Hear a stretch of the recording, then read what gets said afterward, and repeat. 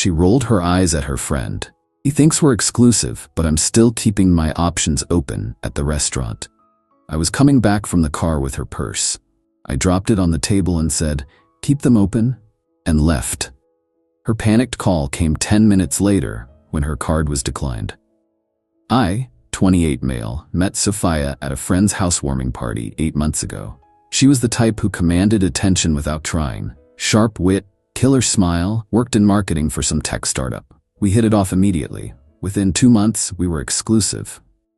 Or so I thought. Last Friday, we were at this upscale fusion place downtown. She'd forgotten her purse in my car, asked me to grab it while she ordered appetizers with her friend Maya. I was maybe 20 feet from their table when I heard Maya ask, "So are you and him like official?" Sophia rolled her eyes. Actually rolled them. "He thinks we're exclusive, but I'm still keeping my options open. Why limit yourself, you know?" Maya laughed. "Girl, you're terrible. Does he pay for everything?" "Usually. He's sweet like that." I stood there holding her $800 designer purse, the one I'd bought her for her birthday 2 months ago. The same purse that currently held the apartment key I'd given her, my spare car fob, and probably the earrings I'd surprised her with last week. I walked back to the table, dropped the purse next to her plate. She looked up, smile faltering when she saw my face. "Keep them open," I said, and left. Her first call came exactly 11 minutes later. I know because I was sitting in my car in the parking garage, opening my banking app. We had a joint savings account, the one we'd opened for our future apartment. I couldn't just empty it, but I could do something else. I initiated a withdrawal request for my contributions, $8,734.62. The bank's policy required both signatures for immediate transfers over $5,000, but I could freeze the account and request a full accounting audit, which I did. "Babe, my card just got declined. What's happening?" "Which card?" "The joint account one." "Oh, that's frozen pending an audit. I requested a full transaction history." "What? Why would you?" "Because I just found out I'm not actually in an exclusive relationship. Seems like a good time to review our financial arrangement." "This is about what you heard?" "You're being dramatic. It was just girl talk." "Cool. Use your personal card for dinner." I hung up. Then I did something perfectly legal but petty. I opened our shared Google Calendar and deleted myself from everything. The Palm Springs trip next month, the concert tickets I'd bought for her favorite band, her cousin's wedding where I was supposed to be her +1, all gone. 23 more calls that night, 47 texts. I read them all, responded to none. Update 1. So I thought that would be the end of it. Change some passwords, get my spare key back, move on. I'm not a vindictive person. I just wanted her out of my life. But Sophia had other plans. Sunday morning I woke up to 52 Instagram notifications. She'd posted our entire relationship history with captions like, "When you thought you found the one." And some people can't handle a strong, independent woman. The comments were brutal. Her friends calling me insecure, controlling, toxic, people I'd never met discussing my fragile masculinity. Then she posted a TikTok. It went semi-viral, 47K views in 6 hours. Her crying, makeup perfectly smudged, telling her version, "I was just joking with my friend and he abandoned me at a restaurant with no way to pay. Then he stole our savings." That's when I decided to document everything. I screenshot every text she'd sent about the apartment fund being our money, when the bank statements showed she contributed exactly $0. Found our text conversations where she'd insisted on being exclusive, including one where she'd said, "I deleted all my dating apps for you, baby." But the real revelation came from an unexpected source. My buddy Derek works IT at a competing firm. He called me Monday morning. "Dude, weird question. Is Sophia your girlfriend?" Why? She's been hitting up our head of marketing pretty hard on LinkedIn, sending our company all kinds of marketing strategies that look suspiciously like insider information. My boss asked me to do some digging. What kind of information? Client analytics, campaign performance data, ROI reports, stuff that's definitely not public. She's trying to poach your clients, man. That's when things clicked. 3 weeks ago, she'd borrowed my laptop for a presentation. Said her battery died. I'd thought nothing of it, but I had remote access enabled on all my devices. I pulled up the activity logs, legal, clean, indisputable. She'd accessed our shared drive, downloaded 17 files, all containing proprietary client data. The logs showed everything: timestamps, file names, even the USB device she'd saved them to. I called Derek back. "Can you forward me those LinkedIn messages?" "Already done. This is messed up, dude." Monday afternoon, I walked into my boss Janet's office with a folder of evidence. "We need to talk about a potential data breach." Janet's face went pale as I showed her the logs. How did you discover this?" Her attempt to shop our data to competitors got flagged by their IT department. They reached out to me personally because they recognized the information. We need legal involved. Now. Update 2. I need to be careful about what I share here for legal reasons. But let's just say Sophia's week got significantly worse. Her company launched an investigation after mine sent them a formal notice about the data theft. My company didn't want to pursue criminal charges, bad publicity, but they did want the data secured and assurances it wouldn't happen again. She called me crying on Wednesday. First time she'd sounded genuine since I'd known her. "Please, you have to tell them it was a misunderstanding. I could lose everything." Like how I misunderstood we were exclusive. That's different. You're right, that was just cruel. This is actually illegal. I only took those files to help with my job search. Everyone does it. Everyone doesn't steal proprietary data from their boyfriend's company, Sophia. It's not stealing. I was just trying to show initiative. Your lawyer will explain why that argument won't work. She tried another angle. What about us? What we had?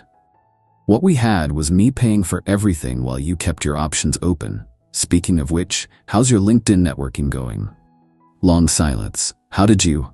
The marketing head at Morrison Tech thought your proposals looked familiar. Their IT department traced it back. You set me up. No, I discovered what you did. There's a difference. Her company put her on administrative leave pending investigation. She had to hire a lawyer. A real one, not her friend's cousin who totally knew law stuff. But here's where it gets interesting. Thursday night, she showed up at my apartment. Not angry, not crying, just calculating. "I know you're hurt," she said, leaning against my doorframe in that way she knew used to work on me. "But think about what you're doing. We could work this out. I could make this all go away." "How exactly?" "I delete the posts. Tell my company it was a misunderstanding. We move past this together. And in return, you tell your company the same thing. Misunderstanding. No harm, no foul." I actually laughed. "You're trying to negotiate with me? After everything?" "I'm trying to save us both. This legal stuff, it's expensive. For both of us." She wasn't wrong, but she'd miscalculated something crucial. "Sophia, I have computer logs showing you accessed and downloaded proprietary data. Morrison Tech has your LinkedIn messages trying to sell that data. Your social media posts claim I stole money that bank records show you never contributed. What exactly are you offering that makes walking away worth it?" Her mask finally slipped. "You're really gonna ruin my life over some jokes?" "I'm not ruining anything. You stole from my company and tried to destroy my reputation. I'm just not covering for you anymore." She left. But not before trying one last manipulation. "You know I've been struggling with money. My mom's medical bills, my student loans. I needed this." I almost felt bad. Then I remembered the $800 purse, the trips to Miami and Vegas she'd posted about, the new iPhone she'd bought last month. "Sophia, I've seen your Instagram. Whatever story you're about to spin, save it for someone who hasn't been paying for your lifestyle for 6 months. Update 3. So it's been about a month since the restaurant incident. Here's where things stand. The legal stuff dragged on for 3 weeks. Lots of meetings, lawyers talking to lawyers, negotiations I wasn't part of. In the end, both companies wanted this to go away quietly. Sophia's company terminated her for violating their code of conduct and her NDA. She had to sign an agreement not to use or disseminate any of the stolen data and cannot work for any of our clients for 2 years. My company was satisfied with that outcome. The financial stuff was messier. The bank required both our signatures to close the joint account, which meant meeting at a branch. Awkward doesn't begin to cover it. She tried to claim she was entitled to half, but the transaction history was clear. Every deposit was from my account. She'd transferred money in exactly twice, $50 each time, immediately followed by withdrawals of $200 plus. The bank manager actually raised his eyebrows at that. In the end, she signed off on releasing the funds to me, all $8,734.62. But here's the thing nobody tells you about these situations. The aftermath is weird. I ran into Maya last week at Whole Foods. She actually approached me.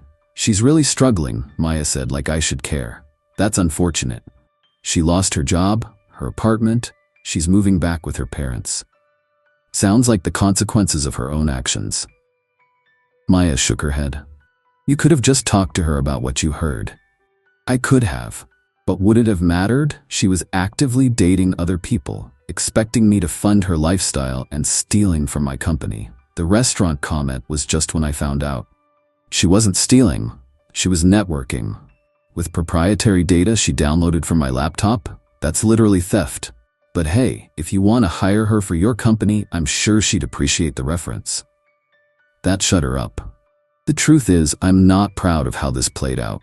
Part of me wonders if I should have just walked away clean after the restaurant. But when someone publicly accuses you of theft and tries to destroy your reputation while they're the actual thief, sometimes you have to defend yourself. I've been in therapy since this happened. Not because I regret protecting myself, but because I need to understand how I missed so many red flags. How I convinced myself that paying for everything was normal. How I ignored the little inconsistencies in her stories. My therapist asked me last week if I felt guilty. Sometimes I admitted. "She lost everything." "Did you make her take that data?" "No." "Did you make her lie about your relationship?" "No." "Did you make her publicly defame you?" "No." "Then what exactly do you feel guilty about?" I thought about it. For not seeing it sooner, I guess. For being naive enough to trust her. She smiled. "That's not guilt, that's growth. The joint account is closed. I used some of the money for therapy, put the rest in a new savings account. Just mine this time. Maybe I'll use it for a solo trip somewhere. Or maybe I'll just keep saving for that apartment. One where I'm the only name on the lease." Sophia's social media has gone dark. Mutual friends tell me she's taking time to work on herself. Her LinkedIn still shows her as a marketing consultant, but Derek tells me she's been applying to jobs out of state. Apparently, word travels fast in our industry. She tried reaching out once about 2 weeks ago. A long email about how sorry she was, how she'd been under pressure, how she never meant for things to go this far. I didn't respond. My lawyer advised against any contact, and honestly, I had nothing to say. The restaurant? I actually went back there last week with some friends. Different server, thankfully. When we were leaving, the hostess stopped me. "You were here about a month ago, right? Left suddenly?" I tensed up. "Yeah, why?" She smiled. "Your girlfriend's friend ended up having to pay. She was not happy about it. Made quite a scene about how it was supposed to be split 3 ways and her card got declined too." I couldn't help but laugh. Turns out Maya learned an expensive lesson about girl talk that night. The hostess said the bill was $312, and they had to call Maya's boyfriend to come pay. Life's funny that way. One overheard conversation changes everything. But maybe it needed to change. Maybe we all need someone to drop our purse on the table and tell us to keep our options open. As for me, I'm taking things slow. Focusing on work, going to therapy, hanging out with friends who've been team "she's sketchy" from the start, should have listened. Learning to spot the difference between confidence and deception, between independence and exploitation. And yeah, I changed all my passwords. Enabled 2-factor authentication on everything. Even changed my Netflix password, found out she'd shared it with at least 3 people. My recently watched was full of shows I'd never heard of. The whole experience taught me something valuable. When someone shows you who they are, believe them. And when they literally tell someone else who they are while you're standing 20 feet away, definitely believe them then. I know some people will think I went too far. That I should have been the bigger person. But being the bigger person doesn't mean being a doormat. It doesn't mean letting someone steal from your company and publicly destroy your reputation without consequence. Sometimes the best revenge isn't revenge at all. It's just stepping back and letting someone face the natural consequences of their actions. I didn't ruin Sophia's life. I just stopped enabling her to ruin mine. The view count on her TikTok? Last I checked, it had stalled at around 73K. The comment section had turned into a debate about whether she was the victim or the villain. Someone had found her LinkedIn and posted about the data theft. The narrative had shifted. But I don't check anymore. That chapter's closed. I'm writing a new one now. One where I know my worth, set boundaries, and don't mistake manipulation for love. And if I ever hear I'm keeping my options open again, at least now I know exactly what to do. Walk away and let them figure out how to pay for their own dinner.